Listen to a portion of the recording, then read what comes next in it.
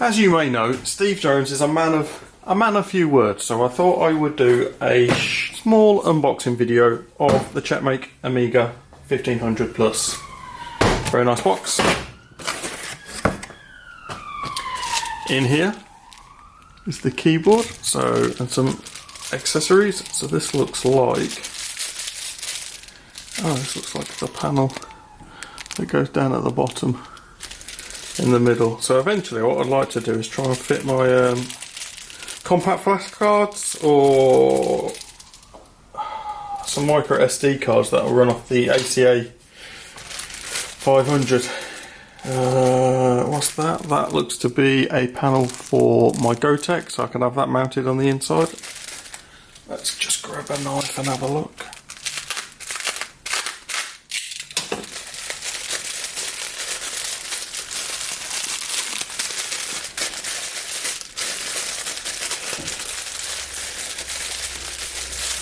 It's a little bit difficult to open. Here we go.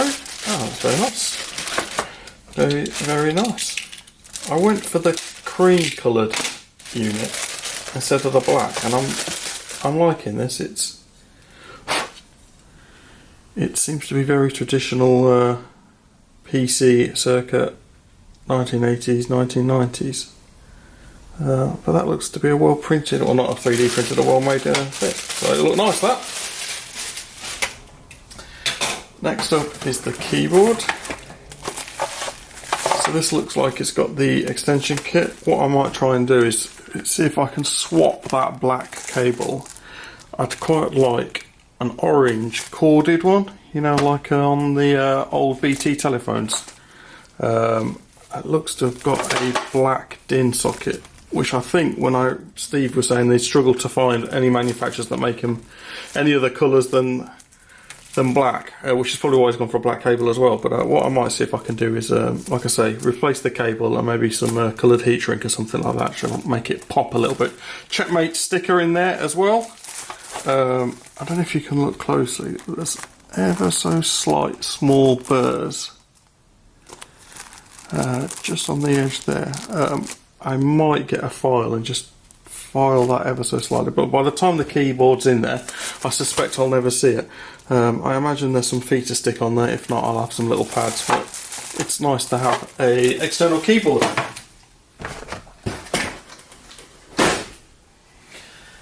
And then next is the case.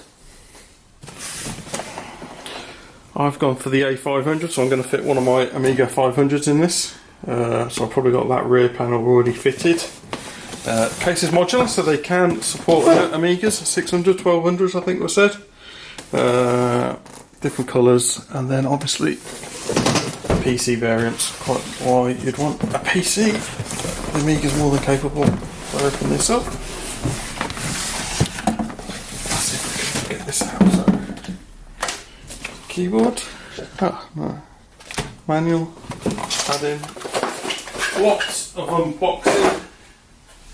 Let's see if I can get this all onto the desk for you. Bear with me.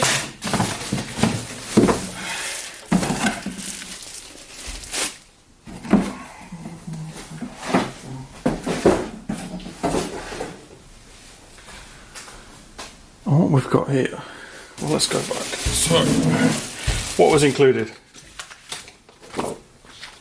Some kind of laminated image sticker thing that shows and lists the devices that are supported. Looks very nice in the black.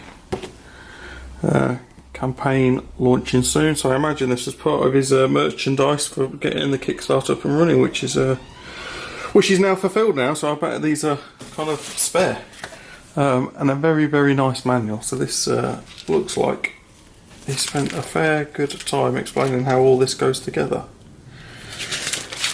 Yeah, I imagine when he started this he thought it would be wouldn't take too long, but I bet when he got halfway through he's starting to regret it. But it's a very, very, very nice manual.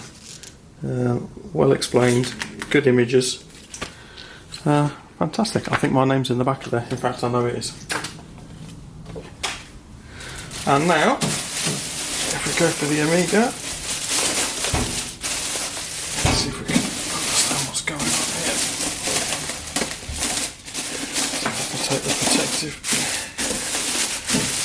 the opening.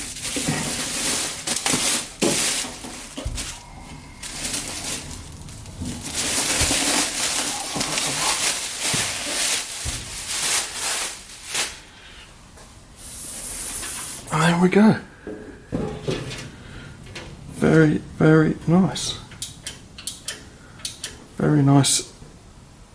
Very nice switch there, just like it should be. On the bottom. Steve's already put the feet on for me. There's a fan hole there, I suppose, for the PC guys that are kicking out a lot of heat. My A500 isn't going to kick out a lot of heat at all, so we've got LEDs, power, drive. There's that panel that's reversible and can come out and mount some bits on there should I want to. I think I'm going to move the floppy disk drive to the right at circa like an A3000 and then put my Gotek. I think I prefer those the other way around. I was wondering whether I could make that button orange as well. So if I got an orange cable for the keyboard, whether that might pop very nicely with an orange button. Just give it a little bit of a spruce. And there's the back. That'll fit the A500. So you've obviously got the power supply, phonos for the headphones, for the audio, serial, parallel, floppy, joystick, and the video there. Let's see if I can grab a screwdriver. And let's have a look in the back here, see what's included. So I got, I backed Steve on Kickstarter and I went for the full caboodle. So I had the case, I've had the front panels, I've had the keyboard case, so I can put my A500 keyboard in it externally. And then I've gone for, I think it's the Zorro expander. So basically to reverse the A500, excuse me, there's a knack to this and I think I need to do it just hanging off the table. Bear with me. Boom. So yeah, I've gone for the A500 Checkmate, basically this extension port that will give me a Zorro card and allow me to kind of revert my ACA 500 back into the case so it doesn't have to hang out. The only problem with that is accessing the compact flash cards, which I want to try and move to SD cards on the ribbons and have them mounted here so I can at least get to them. I have a power supply to fit in here. Well, I'll need to buy that, but then it'll actually power my my whole Amiga from this bus here. So it'd be just nice to have a kettle lead in and not have to have the brick hanging out.